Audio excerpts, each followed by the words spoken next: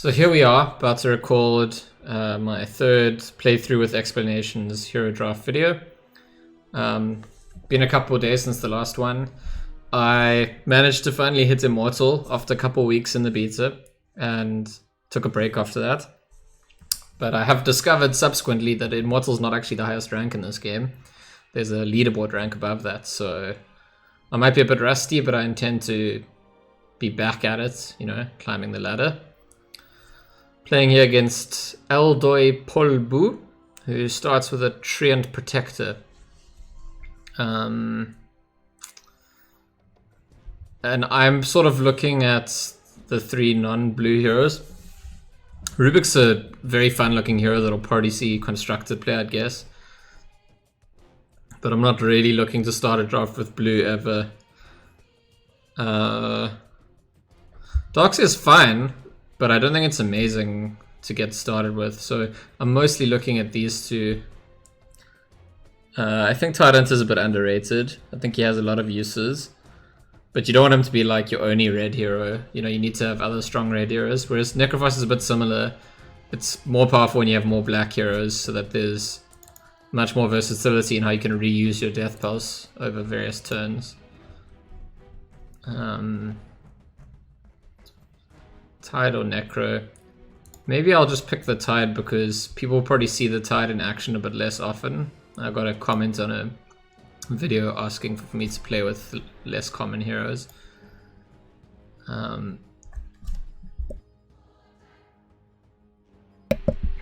So Ogre is one of the blue heroes that I pick very highly, even when I'm not heavily in blue. But I think Tiny is a very good red hero. I've already got a red hero. On power level, I think Ogre and Drow are also both very good. I'm not a massive fan of Storm, although he's alright. But I'm just going to take the Tiny here. And kind of like what we discussed in previous videos, I'm just going to start arranging these heroes during the draft. So Tiny wants to come in here. Tide probably in the start. I would love to get my hands on the Sven, but my opponent's probably about to pick it. You hardly ever see people pass Sven. Okay, well, sticking to their color identity, taking the Rix. I'll definitely take the Sven. I'll definitely take the Legion Commander. Those are sort of easy picks. Strong heroes in the color I'm in the color I like, in what's probably the best color. And these three could easily be my starting three as well. So ideally looking for a 4th position hero. Someone that comes in on the second deploy.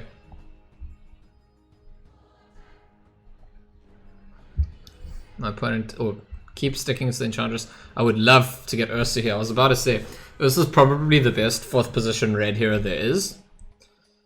So there couldn't, like, it's the best thing I could have possibly seen. And the reason for that is that you really want Ursa to be standing in front of an enemy hero. And the only positions which guarantee that are the 3rd one you put him on the 1st round and the 1st one you put him on the 2nd round. So I'm just going to take the Ursa. Not much to discuss here. And here, I mean, I could take scantzor because it's red, but I'm not going to put it in my deck. I think the play is to take Lady Anshu because my opponent might want to put it in their deck. And it's a pretty powerful green hero. If you're mono green, you have a lot of units, so there's a lot of things that Lady Anshu could buff by dying all the time. So I'm just going to counterpick her here. I did reveal another fairly strong green hero, the Wraith King for my opponent. But that's okay.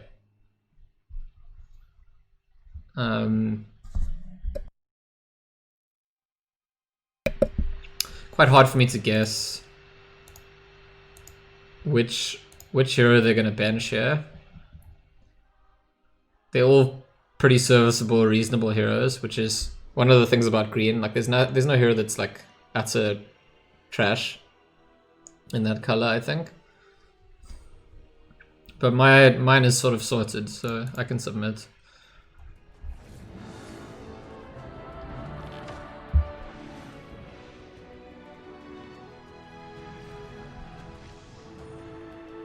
So it looks like they actually left out the Wraith King, which is quite interesting because I think Wraith King is the only natural, I guess you could say, offlaner that they have. You know, the hero that you put in second. So over here, I probably want to put my Sven in last. I guess I put my Legion Commander in first. I'm guessing they're putting the Enchantress last and it's going to disarm something. And it might as well just be my Tyrant that stands there tanking Enchantress forever. So I'm just deciding which slot to put the LC in. I'd like for it to be attacking the, Treant or Rix. If they're putting Treant first, it'll be in this slot most likely. So I'm just going to leave it like that. Okay. They put the Treant closer. I thought it would be in this slot because the middle slot covers more things with Treant's aura. Like, the aura stretches multiple slots. But ultimately, they might have predicted that I thought that and, then been one up on me. Don't really mind where the tide goes. Right, and they sack the Rix to the Sven, which is what I kind of expected. I think I mentioned in another video, the reason that I put it here and not on the other side is just because they might want to put a stronger creep here to sort of win the lane equilibrium that way, and putting Sven in the middle protects against that possibility. So, Enchantress is going to have fun against Tidehunter, but I don't really care about that. Like, Tidehunter's job is mostly that he stands in a lane, lets you cast spells in the lane. Eventually he has a very powerful spell after many turns. And also he gives you Gush, which is really useful. Speaking of Gush, my opponent just summoned this Roseleaf Druid. It's a super weak unit, but they get extra mana next turn if it survives, so I definitely need to kill it. And it's just a question of if I kill it with Gush or put the Wild Boar in front of it. I'm probably going to be putting the Boar in front of it, but I'll just start with the Courier, see if they have another play, maybe. And yeah, no, I'm playing the Boar. You really don't want people to get Roseleaf Druids to survive if you can avoid it, because then they're playing mana ahead of you every turn. No reason to use this. I mean, I could use the spell just for the quick cast so that I have initiative at the start of next turn. But I'm not like that desperate to have initiative at the start of next turn, so I'll just hold on to it for when I actually want the damage.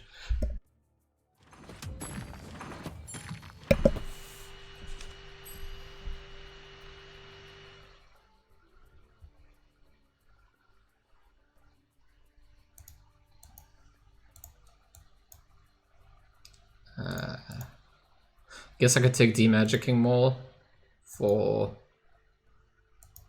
when they play their Courier. But actually, I quite like Force Staff here. If I put my Force Staff on the Legion Commander, she can move in front of the Treant and start pressuring him. I mean, it's not terrible for it to just kill a creep every turn, but I feel like it's maybe not enough. At the same time, there isn't a better place for Ursa to go than in front of Treant. Like, the dream would be to put my Ursa in front of wherever they're going to put their draw. If I was a betting man, I'd put it here. This is the spot where I would put my draw if I were them. And that's just because unless I have like strong creeps, they'd expect that I think Sven's just going to clear the lane, and if they put something on the edge, so it just gets to stand there forever.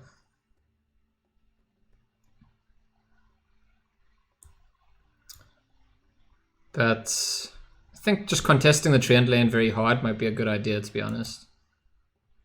Okay, so they did the edge draw situation just in the other side, which is fairly reasonable. I could bring in Tiny next turn and just grow and then kill the draw, which is very likely what I'll do.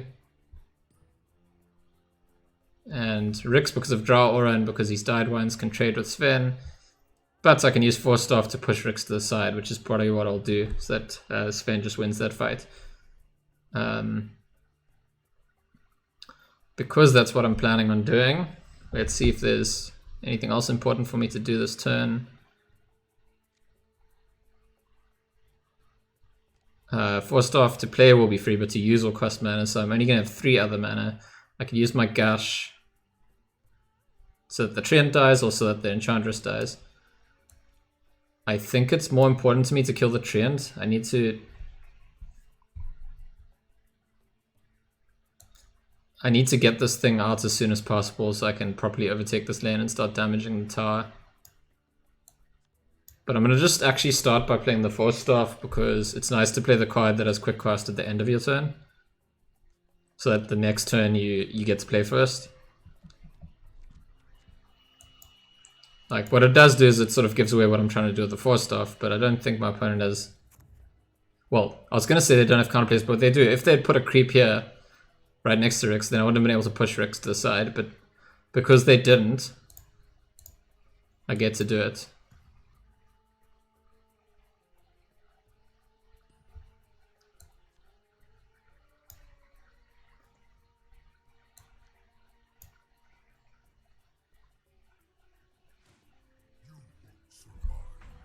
And now I get to sort of assert dominance on the mid lane and the left lane. The right lane I'm a little bit behind, but Tyrant is tanky and holds it for quite a long time. And my Tiny, like I said, is going to be able to come on and just kill the Drow Ranger. So I really like Stonewall Cloak early on. The Maul's quite good to kill the Courier, but you have to kind of take Demolishing Warhammers when you see them if you have Ursa. There's an interaction in this game where basically Ursa's spell Overpower lets you deal 1 damage 3 times, and if you're dealing it to the tower, it interacts favorably with this Demolishing Warhammer, so you deal 4 damage each time, so the spell ends up dealing 12 instead of 3. Like I said, I'm going to put Tiny here. I'm not really heavily trying to go for the tower in this lane, but it's just you got to keep killing a Drow Ranger. Your opponent gets too much incremental value if you don't kill the Drow Ranger.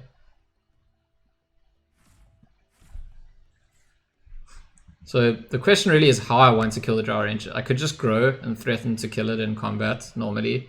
I could toss it in front of the Legion Commander and hope that that does the trick. And then I'm actually threatening this tower. Oh, I can't toss it that far actually, no, so that doesn't work. Or can I? I can toss it with the Tidehunter to there, so I can do that.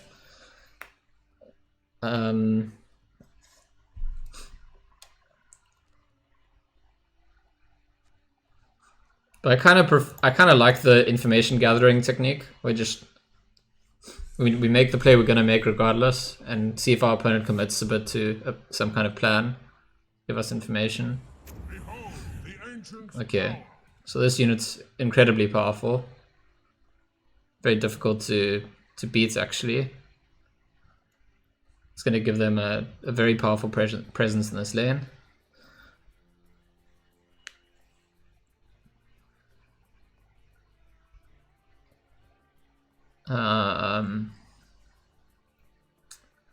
I could like toss it somewhere else. I just don't know if there's a point in doing that. I think maybe the play is to toss the Enchantress out actually. And she just dies.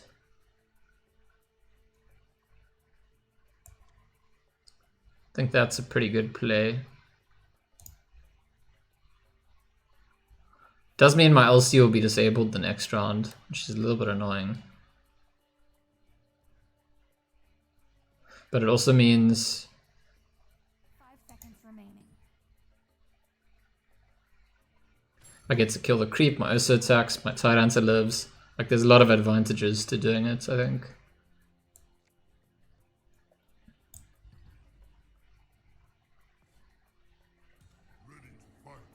Yeah, Sven's dying here. The only way I could have had Sven live is if I tossed Rix away. Not really interested in that right now. I talked about Lady Anshu, I think, in a past draft. Rix is similar in the sense that it's got this sort of quick deploy and it gets a bit better every time it dies. But you're supposed to just capitalize on all the gold they give you by killing the hero over and over again. So I want this hammer because I always want lots of them with the Ursa. But I think I want the healing blade as well to put on my Tidehunter. Giving Tidehunter damage is really nice and it's lost a lot of health.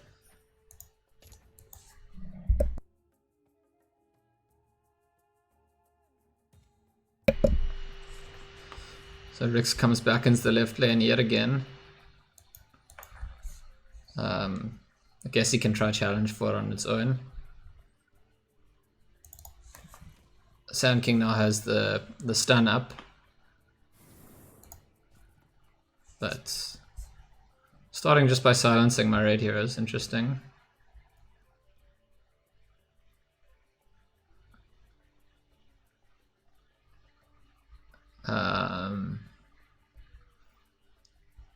Let's think. If I give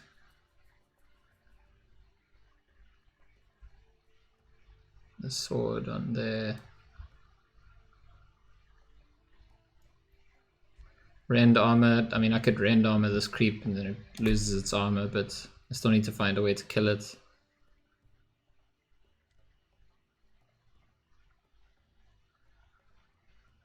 I mean, I really want to get rid of this treant if I can, because it just generates so much value. It's really hard for me to kill these creeps while the treant is giving them that armor.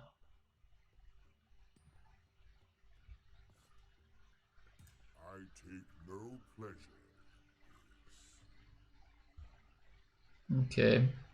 So they want to kill my Tidehunter, makes sense, because next turn Tidehunter is Ravage, so it's really good for me if it doesn't die now. But I don't think I have any further way to save it. I can kill the treant though by putting the armor into the fray there. I sort of think that's what I'm supposed to do. Oh, no, I can't, sorry. I can't put two weapons on at the same time. Silly suggestion.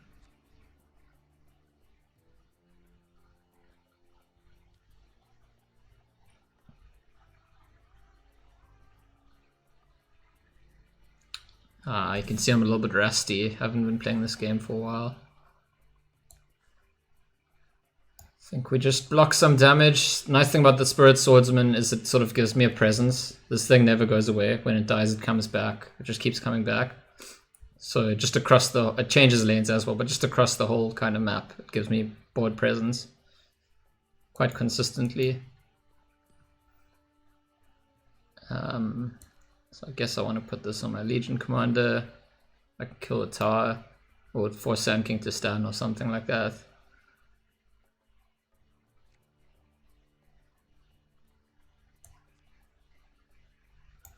Then I can't cast that. Yeah. Let's see if the Sand King actually does. Oh. I am very silly. I forgot that Legion Commander is disarmed this round. Apologies for my incompetence. We're going to use Into the Fray here so that we can end the treant off on very low HP so that he could just die to sort of some extra damage. I'm not sure why my opponent silenced Tidehunter because it's about to die anyway. It's a little bit confusing.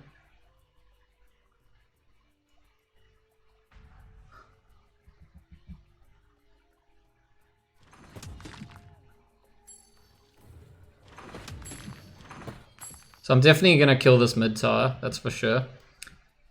Other lanes are still pretty much up for grabs, although I'm quite far behind on the right. A little bit behind on the left.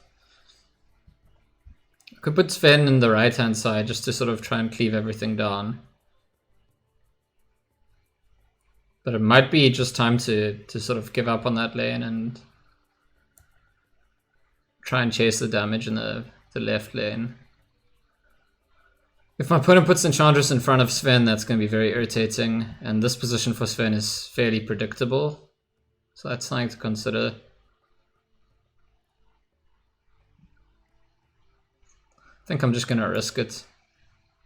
Okay. That's what ended up happening is sort of perfect for me. Very, very nice, actually. Sven threatening to kill both heroes without taking the damage himself.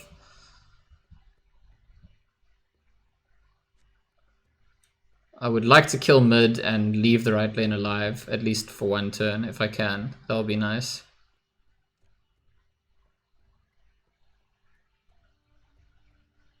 I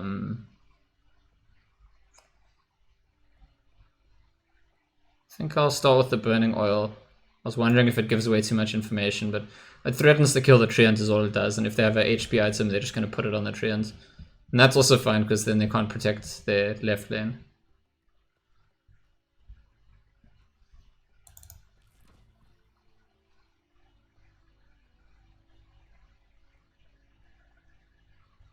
Yeah, Sand King can stun Legion Commander and so there's nothing I can do about that. Sort of surprised it hasn't used that ability yet.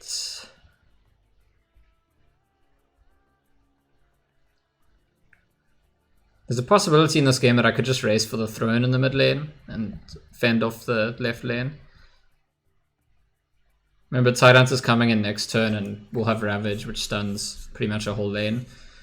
So it would be really nice if I go into the next turn with initiative. I don't have any way to get it, but I can try still just have it.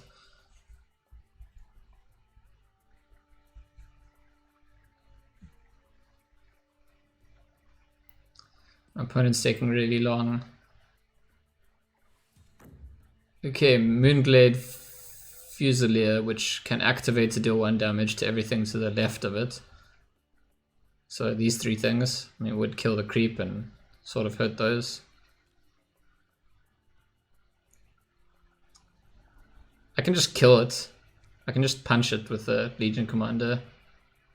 Might be a nice move to make. Keep my creep alive and it's sort of free. Because the Legion Commander doesn't die and she just heals back up all the damage.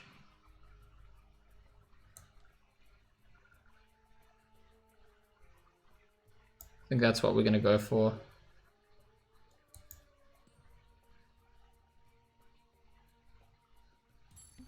You can't fight a superior force.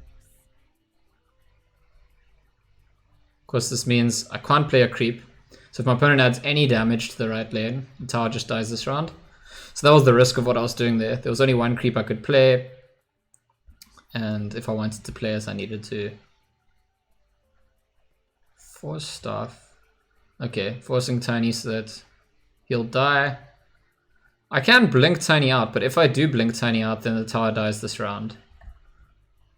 And I don't know if I wouldn't rather just let Tiny die. The annoying thing is that he gets to grow next turn. So it's sort of nice to have him alive. Like maybe I just blink him out to the mid lane.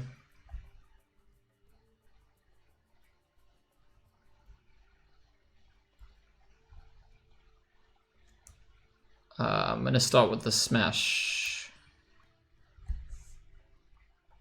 Maybe just limit my opponent's options a little bit. If I leave the Tiny, if Tidehunter comes into the right lane next round, my tower's not actually even dying. And right now they're still opting not to stun my mid heroes. I think this player might be quite new to the game, because I don't see why they wouldn't save their mid tower for free. I'm just going to proceed to combat. I think killing their mid tower 1 turn before they kill my right tower is quite a big deal.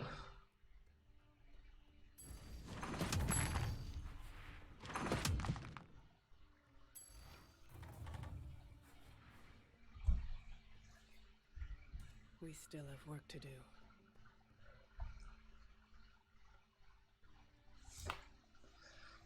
I'm going to get the siege damage.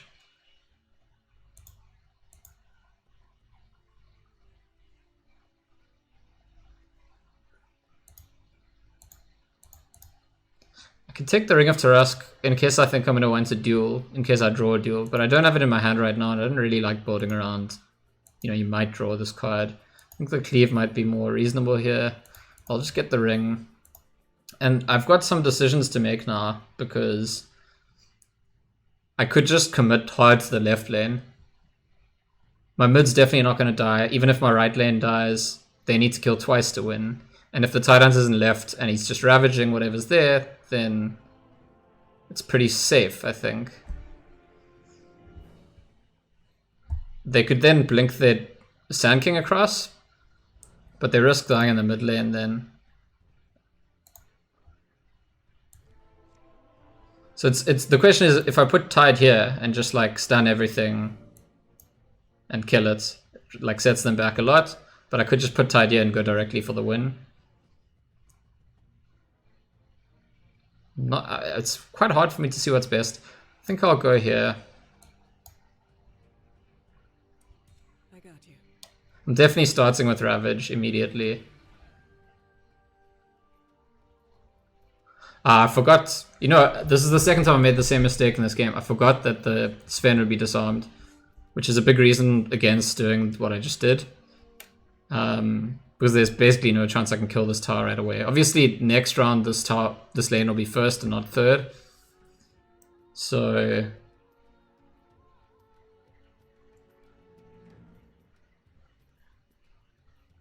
that could change things.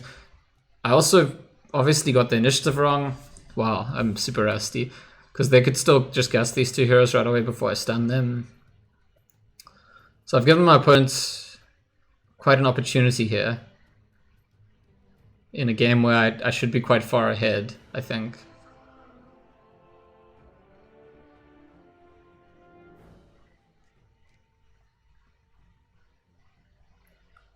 I think I just can win the mid lane as well, potentially, by putting an Ogre here and dueling the Sand King out of the way.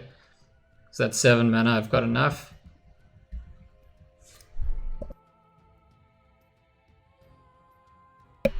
So I think my plan is first to Ravage with Titans if I can. Or maybe it's first to duel. I'm not really sure on the order of that. Yeah, I see they're actually using the Sand King stun there. Problematic.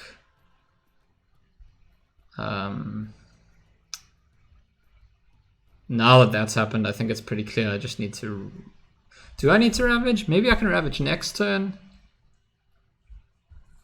Like, what am I actually scared of? Like, maybe I can just put the Ogre in front of the Drow and threaten to kill this lane next turn.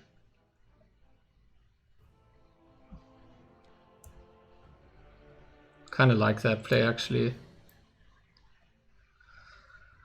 Oh, these disarms from after I deal damage to Enchantress are really getting me. I think the second time I missed it is because it's from Cleave. And her ability says... when a unit deals battle damage to it. So even though she has 2 separate disarms, she disarms you by being deployed in front of you, but also when you damage her, even if she's not in front of you.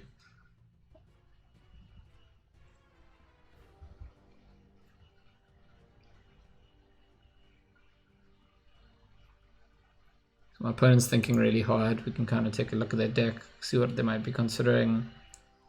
It's 7 mana, the biggest things they could play is their 5s. Oh, they have more Champion of the Ancients in their deck. That's quite scary. That card's super good. And this is very interesting. So, they've used a blink to take Drow out of this lane. Maybe I can try win the left lane this round. Like... Can I? Can I get to lethal? I could duel Rix, get him out of the way, but... still only 10 damage, I think.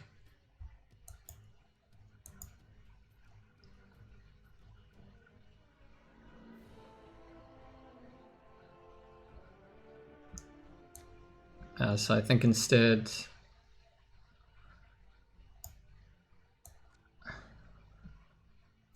seconds remaining. Nah, that's what I'm going to do. I'm going to duel Rix. I get extra damage from winning the duel as well. I might be able to force my opponent to use their second Blink Scroll to actually just come straight back into this lane. You were a fool to fight me.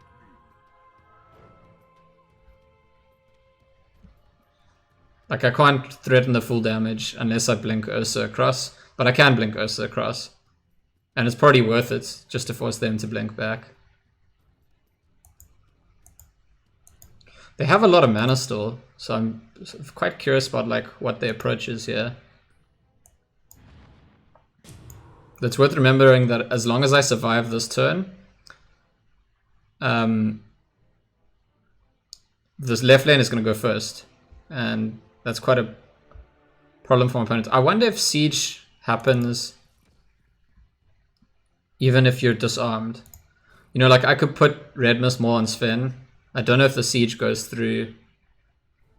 It's very interesting that they put the Drow in front of the Sven, which wasn't attacking anyway. But yeah, I'm going to bring my Ursa across. I'm going to threaten the lethal. They pretty much have to summon a creep in front of one of my units now. In fact, okay, so that was just a big mistake. I should have just ravaged. If I ravaged there and then blinked across, then they're out of the game. It's over.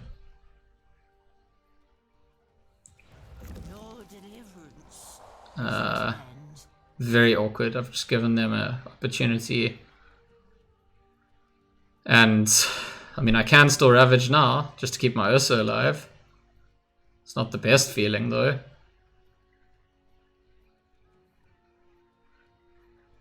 I kind of want to be able to ravage next turn. But if I don't ravage now, Ursa just dies. Drow stays alive. I could at least kill Drow if I play the cleave.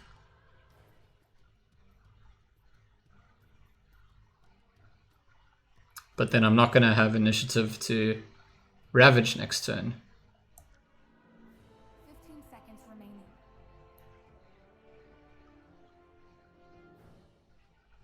I'm going to go with killing the Drow.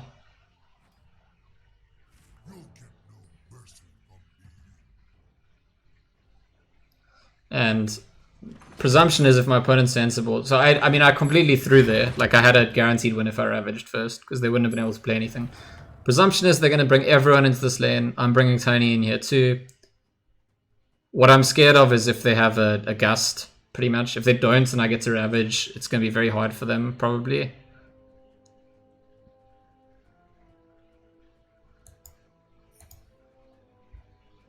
So the main thing I'm scared of here is, like, I'm not worried about the mid lane or the right lane. It's basically just if they have because they have initiative, if they gust and silence everything right away, that's going to make things very awkward for me. My heroes are low HP. I don't know what they're really thinking about here. Maybe it's the exact positions, but I can confidently say that if any of the heroes don't go left, that's a mistake. We're fighting here first. If their tower dies here, they lose the game. They don't have blink scrolls. So I think they absolutely have to put all three in the left. And they still have 2 more gusts. Yeah, so they've all gone left. That's just which exact position they were thinking about, I guess. I got Time of Triumph. That's really cool. It might even be better to play that than to play Ravage.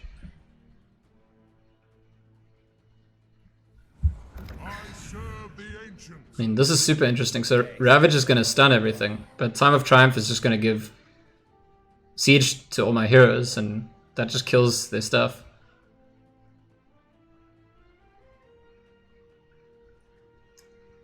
There was a game, I think the first video I recorded actually beats an opponent off they committed all into Time of Triumph. But because my opponent's playing green, I don't think there's a lot they can do to punish. Like, green doesn't have any kill spells. So I think this should just win the game. My power is boundless. I will be the last one standing. What do they have? I mean, I guess green could have Intimidate. Doesn't look like they have it. Enchant? No, my creep won't kill any of my heroes.